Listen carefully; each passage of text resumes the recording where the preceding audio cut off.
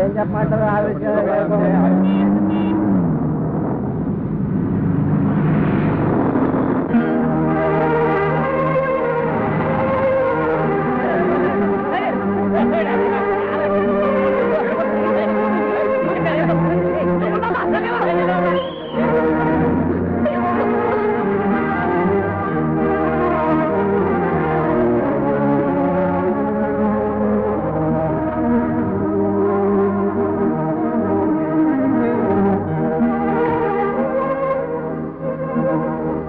రాధా నేను డ్రాప్ చేస్తాను. Sorry sir. Radha ఒట్టి మనిషి కూడా కాదు, అందుకే కార్యక్రమం అంటున్నాను. అందుకే వద్దంటున్నాను సార్. తల్లిలో బిడ్డ కూడా మోసపోవడం నాకు ఇష్టం లేదు. నచ్చినప్పుడు కార్లు ఎక్కిస్తారు, నచ్చకపోతే నడు రోజు విసిరేస్తారు. వాడు ఇండస్ట్రియలిస్ట్ విజయ్ కొడుగా కాదు, ఒక మామూలు ఉద్యోగి బిడ్డగా బ్రతకనివ్వండి.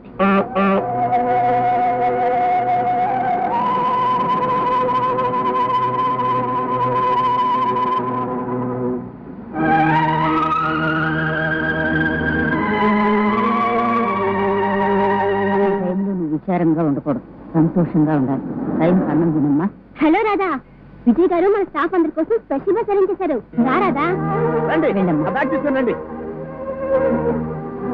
రండమ్మా. ఏ నుంచి మీరు సంవత్సరాలు బస్ స్టాప్ లో వెయిట్ చేయాల్సిన పర్లేదు. రండమ్మా రండి,